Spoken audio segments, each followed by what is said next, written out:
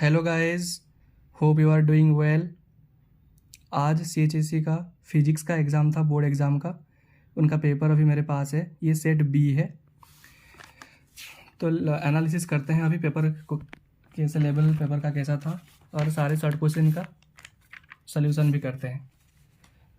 तो first question is the graph between maximum kinetic energy of photo electron and frequency of incident radiation in photo electric effect is. तो photo electric effect में kinetic energy directly depend करता है frequency के ऊपर, directly proportional होता है। तो अगर हम ग्राफ बनाएं, वाई एक्सिस में हम काइनेटिक एनर्जी ले जाएं और यहाँ फ्रीक्वेंसी ले जाएं न्यू, तो ये ग्राफ ऐसे होता है, स्ट्रेट लाइन होता है, because kinetic energy is directly proportional to the frequency. और ये जो वैल्यू होता है ये न्यू नॉट का वैल्यू होता है, मतलब थ्रेशोल्ड फ्रीक्वेंसी। तो थ्रेशोल्ड फ्रीक्वेंसी से ऐसे स्ट्रेट लाइन जाता है। तो इसका आंसर क्या हो जाएगा? Straight line not passing through origin. So इसका ऑप्शन हो जाएगा option second, option B. Next, the nature of nuclear forces. ये तो थ्योरेटिकल क्वेश्चन है, तो इसका आंसर क्या हो जाएगा? Spin dependent. Next, the angle between equipotential surface and electric lines of force at a point is. Equipotential surface में electric field lines always perpendicular होता है, तो इसका आंसर हो जाएगा 90 degree, option C. Next come to question number D, the ratio between resultant capacitance CS and CP of two equal capacitor in series combination and in parallel combination। तो series combination में क्या हो जाता है? CS equal to 1/CS equal to 1/C plus 1/C, तो ये हो जाएगा 2/C। तो CS का वैल्यू आएगा C/2। सिमिलरली पैरेलल कॉम्बिनेशन के लिए क्या होगा? CP equal to C plus C, ये हो जाएगा 2C। अब दोनों का रेशियो अगर निकालें तो ये होगा CS/CP इक्वल टू C/2/2C। तो ये C/2 into 1/2C, CC cancel, तो ये हो जाएगा 1/4। So the answer is option C. Next, SI unit of self inductance of a coil. Self inductance का हेनरी होता है, तो इसका ऑप्शन बी हो जाएगा। Next, for series LCR circuit the resonance relation. अच्छा, रिजोनेंस रिलेशन पूछा है, कौन सा? फ्रीक्वेंसी, रिजोनेंट फ्रीक्वेंसी का वैल्यू पूछा है, तो ये भी थियोरेटिकल क्वेश्चन है। ओमेगा इक्वल टू 1/√LC होता है। और रिजोनेंस कंडीशन क्या होता है? XL इक्वल टू XC, मतलब inductive reactance equal to capacitive reactance, वहीं से ये रिलेशन आएगा। Next question, the SI unit of power of a lens. ये सबको पता होगा, इसका डायोप्टर होता है। Next move to question number 2, the electronic energy levels for different orbits in hydrogen atom are equispaced, straight, true और false.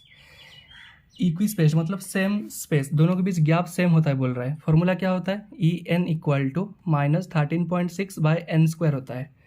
तो जब हम n को इंक्रीज करेंगे, जब n इंक्रीज होगा EN क्या होगा? डिक्रीज होता चला जाएगा।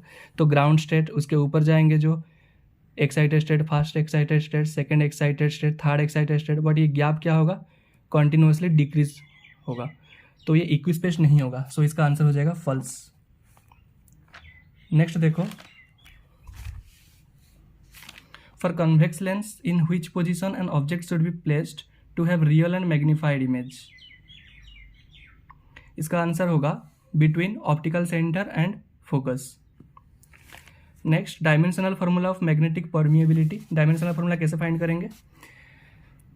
फोर्स का वैल्यू होता है μ0 I1 I2 L/2πd। तो यहाँ से μ0 कितना हो जाएगा? μ0 इक्वल टू, कॉन्स्टेंट टर्म को इग्नोर करो, तो F into d by I1 I2 into L। अब डायमेंशनल फार्मूला पुट कर देते हैं फोर्स के लिए। फोर्स का होगा मास इंटू एक्सेलरेशन होता है, तो m1 L1 T-2, d distance होता है, तो इसका L1 ले जाएंगे। I1 T1, I करंट तो फंडामेंटल क्वांटिटी होता है, तो इसका A1, I2 का भी A1, L का L1, तो यहाँ से L1 कैंसिल, तो ये आ जाएगा m1 L1 T-2, A2 है, ऊपर जाएगा तो A-2 हो जाएगा, तो ये हो जाएगा answer. Next, draw circuit symbol for NOR gate. Actually ये आउट ऑफ सिलेबस है, तो इसका ग्रेस मिलना चाहिए मेरे हिसाब से। अगर इसका सोल्यूशन जानना चाहते हो तो नॉर गेट ऐसे करते हैं, और प्लस नॉट का कॉम्बिनेशन होता है, तो ये हो गया और गेट, यहाँ एक नॉट गेट लग जाएगा, तो ये हो जाएगा NOR gate. which nucleus has maximum average binding energy per nucleon? Maximum average binding energy per nucleon होता है आयरन का Fe56 का। Next de Broglie relation for matter में पूछा है, इसका फॉर्मूला क्या होता है? De Broglie wavelength lambda equal to H/P होता है और H/mv, दोनों में से कोई भी लिख सकते हो। Next, what happens to the electrical resistance of a semiconductor when its temperature is raised? We know resistance is directly proportional to temperature and the formula is given by R equal to R0 into 1 plus alpha delta T, where alpha is known as temperature coefficient. So here directly proportional. So if we increase the increase the temperature, then resistance is also increase. Group A का 14 questions हो गए। Next video में हम देखेंगे group B और group C का solutions.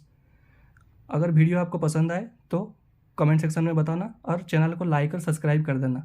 Thank you.